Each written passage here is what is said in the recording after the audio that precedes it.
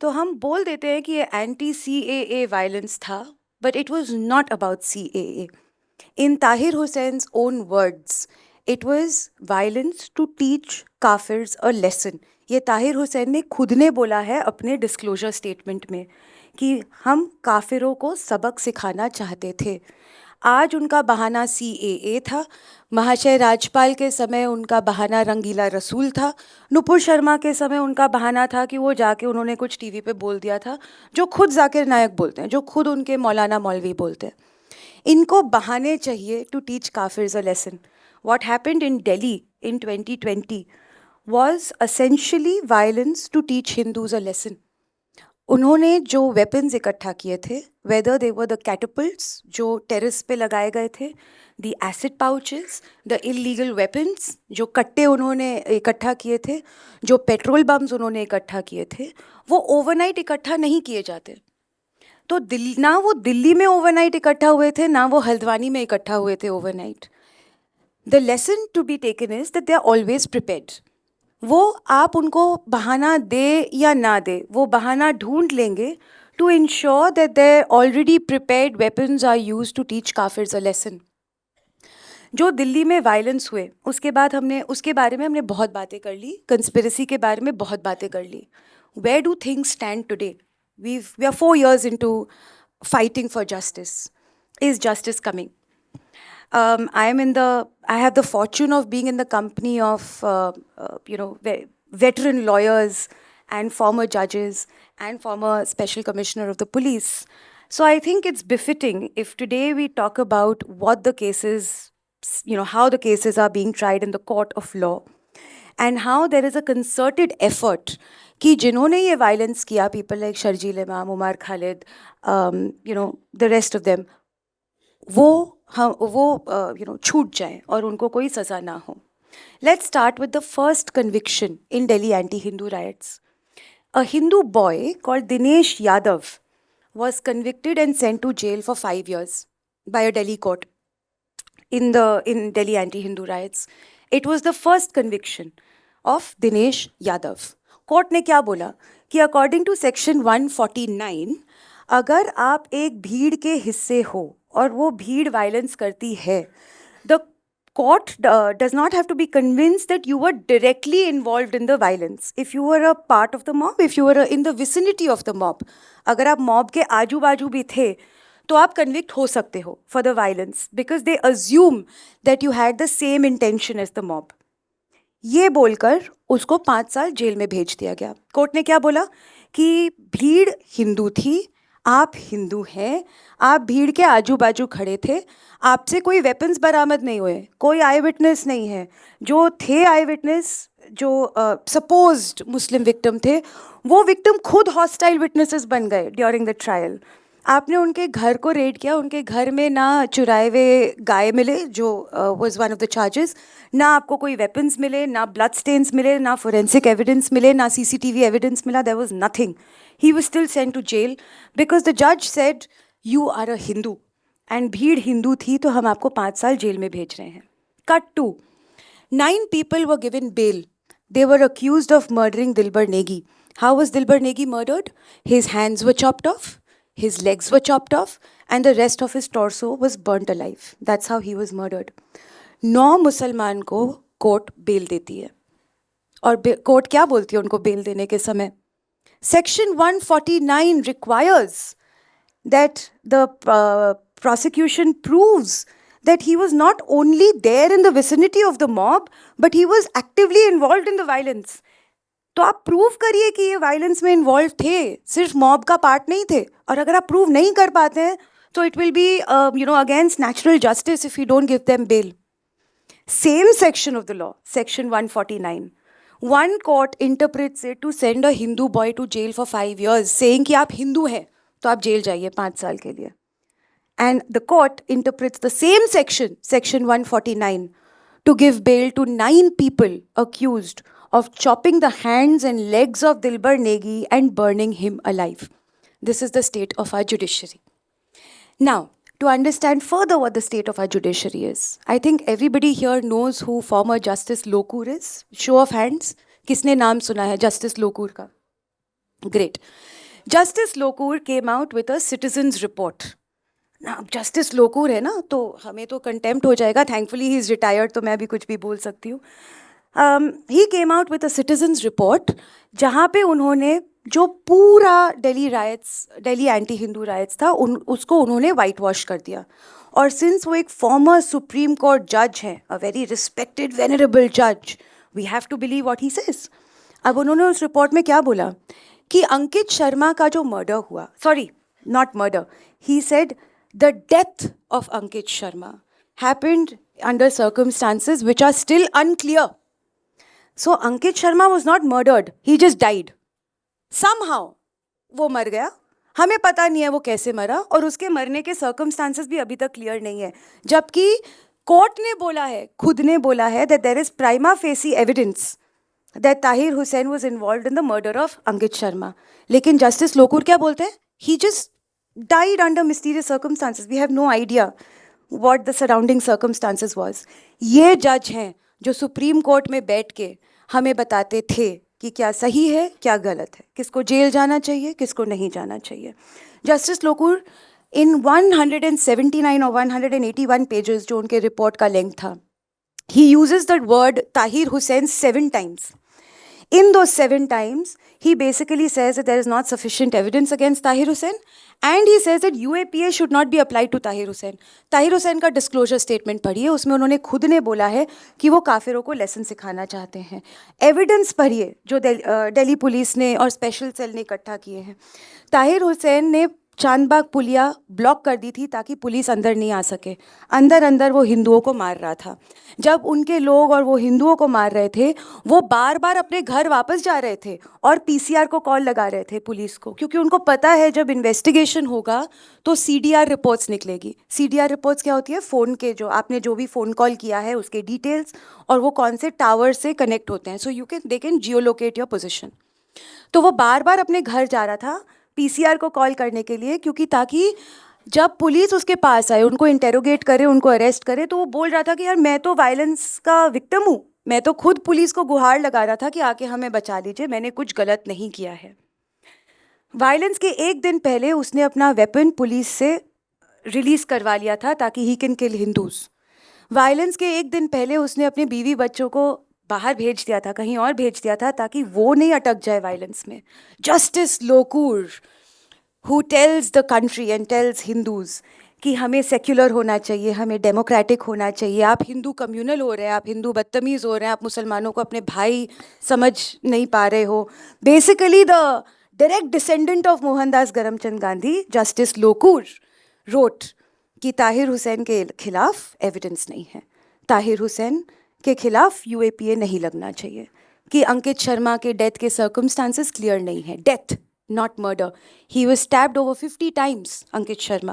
His intestines lay out of his body. But, according to the great Justice Lokur, we don't know under what mysterious circumstances Ankit Sharma just dropped dead. Maybe it was a heat stroke, according to him.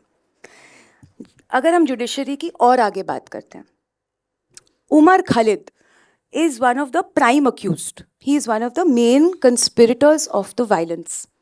Recently Kapil Sibal जो उनके lawyer हैं, उन्होंने अपना bail application, मतलब उमर खालिद का bail application, हम इतने भी अच्छे डेमोक्रेसी नहीं है कि कपिल सिब्बल को किसी दिन अपना बेल एप्लीकेशन विड्रॉ करना पड़े सैडली, लेकिन उमर खालिद का बेल एप्लीकेशन उन्होंने सुप्रीम कोर्ट से विड्रॉ कर लिया.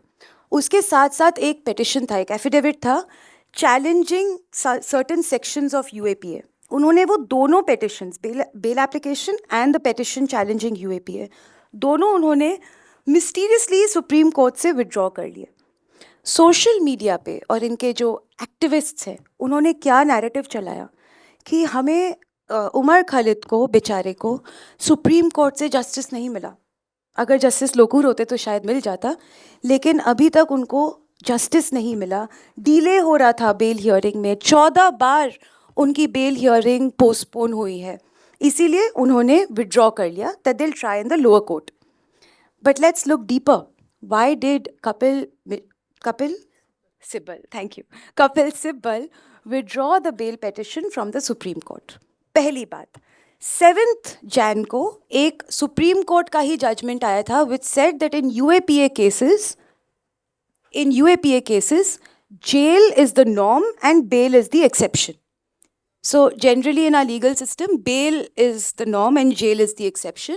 But the Supreme Court asserted that in UAPA cases, jail will be the norm and bail will be the exception. उसके और भी बहुत सारे pointers थे जो Supreme Court ने बोला. For example, you don't have to evaluate the evidence completely at the stage of bail, so on and so forth.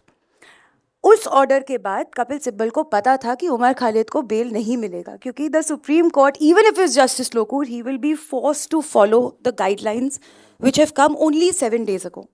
So he withdrew his petition.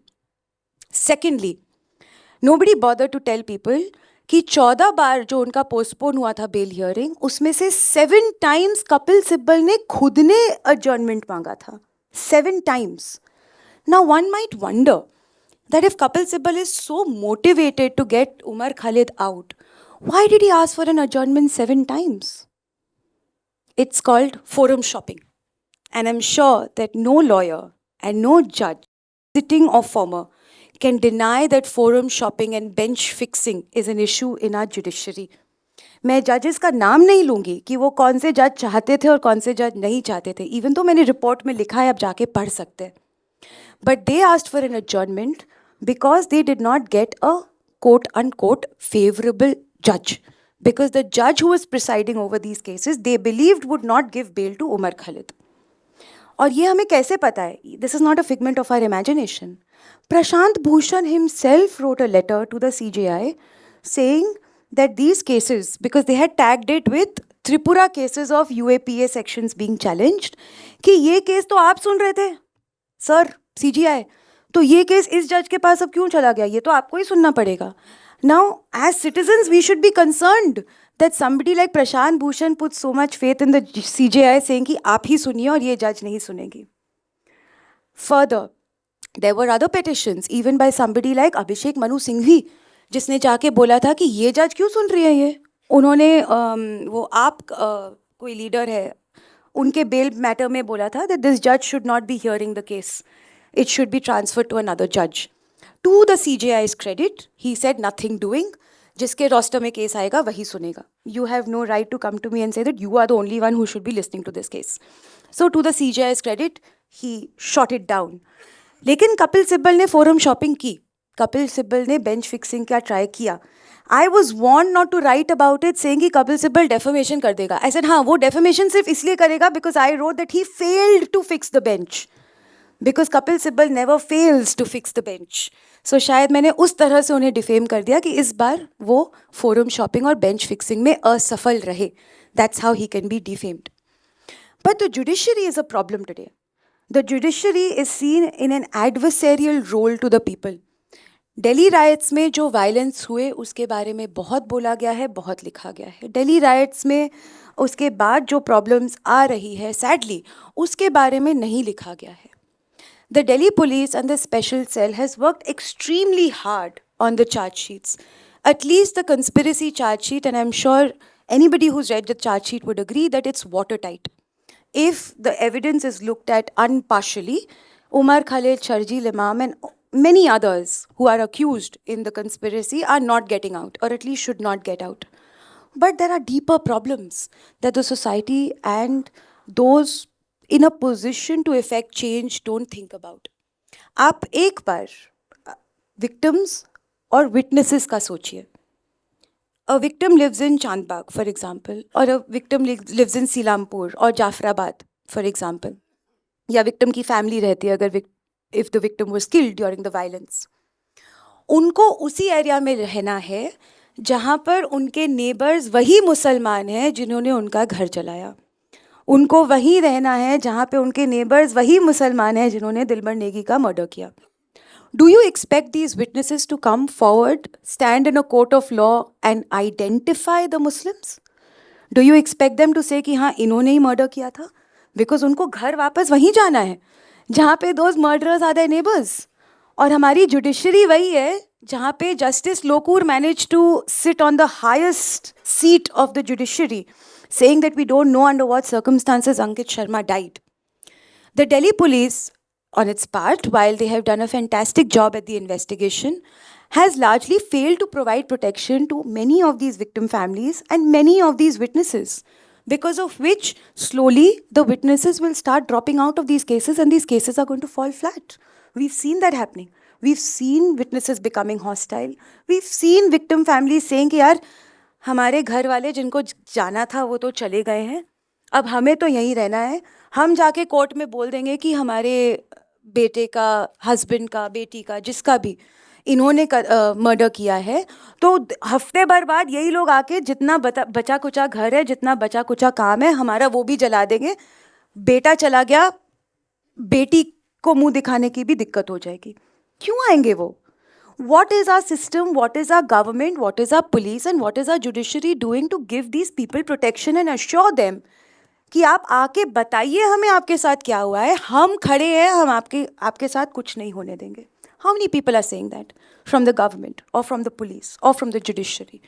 The judiciary is in fact taking a completely opposite road, क्योंकि judiciary को ये narrative बनाना था कि Delhi right में पहला convict Hindu हुआ है, इसीलिए उन्होंने दिनेश यादव को जेल भेजा.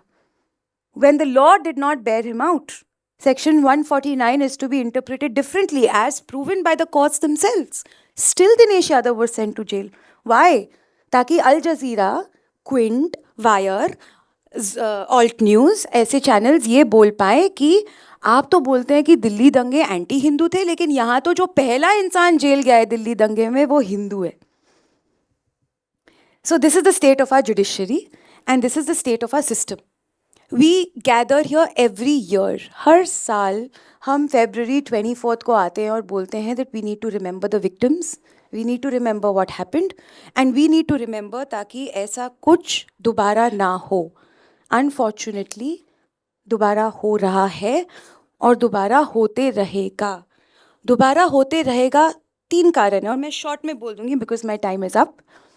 पहला कारण, the elite Hindu society looks down on ground organizations like VHP and Bajrang Dal.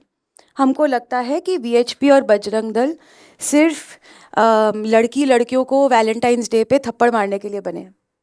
But हम ये भूल जाते हैं कि जो एलीट हिंदू है उसको खुद का बचाव करना नहीं आता, और मैं उसमें खुद को भी इंक्लूड कर रही हूँ. अगर मेरे घर के सामने 100 मुसलमान आ गए और बोले गुस्ताखे रसूल की सज़ा, सर तन से जुदा, सर तन से जुदा, मुझे नहीं पता मैं अपने आप को कैसे डिफेंड करूँगी. पुलिस नहीं आती है. मैं बंगाल से भागी हुई हूँ पोस्ट पोल वायलेंस के टाइम पे.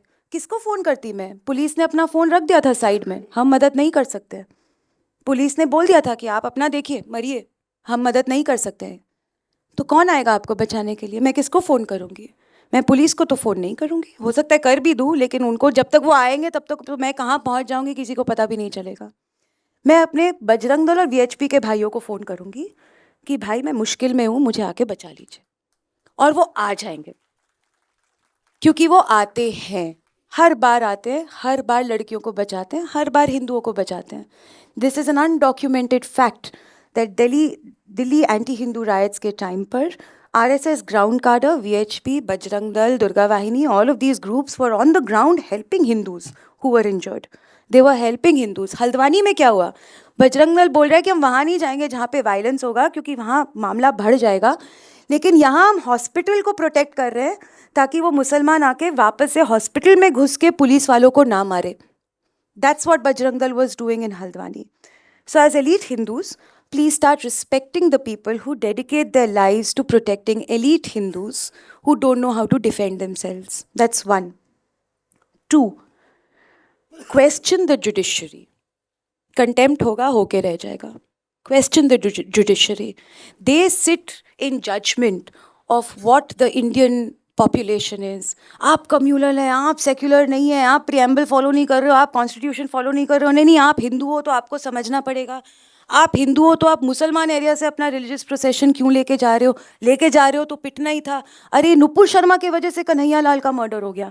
ये according to our judiciary, justice Joseph, नहीं, not justice Joseph, was it justice Joseph? Pardiwala, I think. Anyway, so we can look up who the judges were. तो नुपुर शर्मा के बोलने के वजह से कन्हैया लाल का सर कलम हो गया. उन 2 मुसलमानों के वजह से नहीं हुआ जो वीडियो में अपना तलवार दिखा रहे थे कि देखो हमने कन्हैया लाल का बेहेडिंग कर दिया. Question the judiciary. It is the tyranny of the unelected that today the Indian population and especially Hindus have to fight. Question the judiciary when they pass an incorrect order. Question the judiciary when they exceed their brief and make stupid statements blaming Hindu for their own persecution and their own genocide. Question the judiciary when our judges sit in the Supreme Court and smile when a lawyer mentions the genocide of Hindus. Question the judiciary, because if we don't, we are never getting justice. Question the judiciary, because if they're given a free run, they will deny Hindus justice every step of the way. Whether it's justice for Ankit Sharma, whether it's making sure that Umar Khalid is in jail and Sharjeel Imam is in jail and all the co-conspirators are in jail, whether it's giving justice to Nupur Sharma, whether it's smiling about the genocide of Brahmins, the judiciary is not going to give you justice till you cry. माँ भी दूध नहीं पिलाती जब तक बच्चा रोता नहीं है. और अब हिंदुओं का ये वक्त आ गया है, समय आ गया है कि आप थोड़ा ज़ोर से रोए, क्योंकि माँ के कानों तक आवाज़ नहीं जा रही है. चाहे वो माँ जुडिशरी हो, चाहे वो माँ गवर्नमेंट हो, चाहे वो माँ पुलिस हो. Thank you.